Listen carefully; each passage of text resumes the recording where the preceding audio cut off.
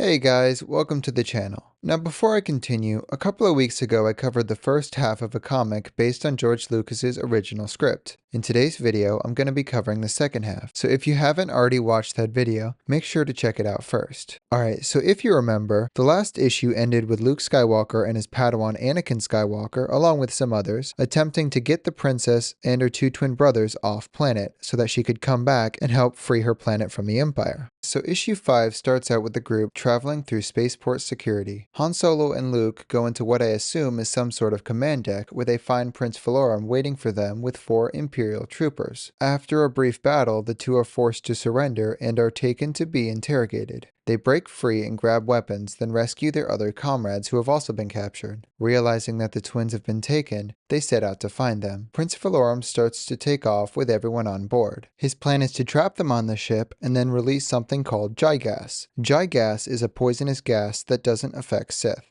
After finding the twins who are still in the pods, they escape the ship and barely make it out. They fight their way to a military section where they steal a ship that looks nearly identical to Tantive 4. That's the ship that you see in A New Hope. They blast off into space, suffering some damages to the deflector fin. A few minutes later, Leia confesses to Anakin that she thinks she's in love with him. Anakin immediately turns her down, telling her that she needs to start behaving like a queen, not like a child. Leia informs him that she now hates him. After discovering enemy fighters, they decide to make for the planet Yavin. Anakin and Whitson discuss his feelings for Leia as Anakin realizes that he now loves her as well. Whitson tells him that it would never work out. At that moment, they are attacked by Hunter Destroyers, this story's version of TIE Fighters. That's about where the issue ends. Issue 6 starts out with that same battle raging on. After a little bit of fighting, Anakin's section of the ship is blown up and he gets sucked into the vacuum of space. Thankfully, he's rescued by R2 who shoots him aligned. They all rush to eject from the ship and Anakin unsuccessfully tries to tell Leia how he feels about her. Leia and Whitson's escape pod has trouble ejecting, so Whitson stays on the ship and shuts off the door, sacrificing himself to save the princess's life. They arrive on the planet and Luke Skywalker takes his opportunity to show his guns. After that, the survivors try to regroup.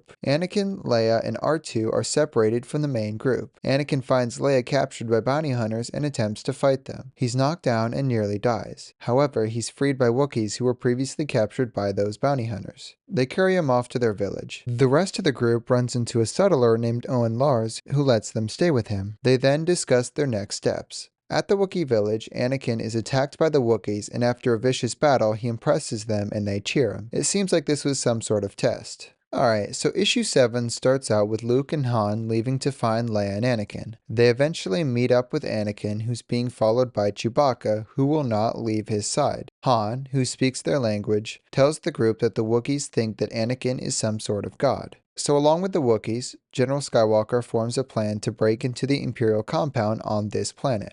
After a vicious fight, they take over the compound, however they still cannot find Leia. Realizing that she must be back on Aquilea now, Anakin flies to the planet to rescue her. He breaks into the Imperial space station and makes his way to where Leia is being held. While all this is going on, General Skywalker is trying his best to teach the Wookiees how to fly so that they can help him take back the planet. The issue ends with that group preparing to leave.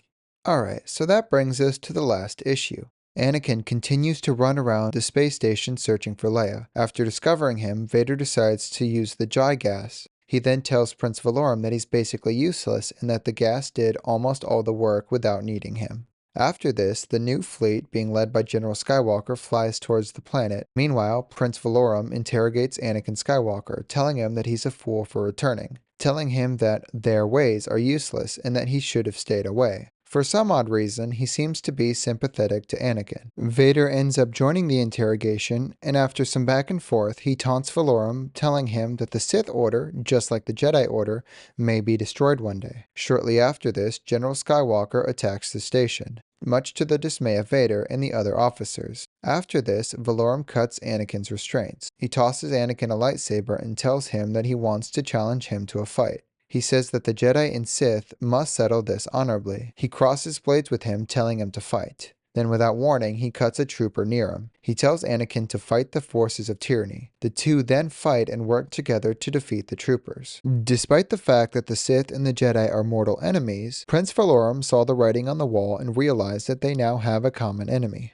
After they defeat the troopers, they flee and Anakin goes to find the princess. Valorum tells him that he's an idiot, but eventually he meets back up with Anakin. The two find the princess, and after breaking her out, they jump into a garbage chute. The walls start to close in on them, however the Wookiees who are attacking the station shut off the power to the station. They kick the door down and make for a life pod. Thanks to the Wookiees outside, the station blows up, killing Vader and the Imperials in the station. After this, there's a medal ceremony where we get to see that in this version, R2, C-3PO, and Chewbacca get medals this time, along with Luke, Anakin, and Han. Now at the end of the story, there's a title crawl that tells us what happened in the following years. So after the destruction of the space station, thousands of planets decided to join the princess's rebellion against the Empire. The title ends claiming that the hero's greatest adventure was still to come in the saga of the Apochi. So that's a look at what the original Star Wars may have looked like. Now it wasn't exactly what we would have gotten. Dark Horse did have to take some creative liberties, but it's pretty close to the original draft that George wrote. I really enjoyed this version, and I hope despite my awful narration, you guys enjoyed it too. I'd love to know your thoughts in the comments down below. What'd you think of some of the differences? Thank you guys so much for watching. May the Force be with you all.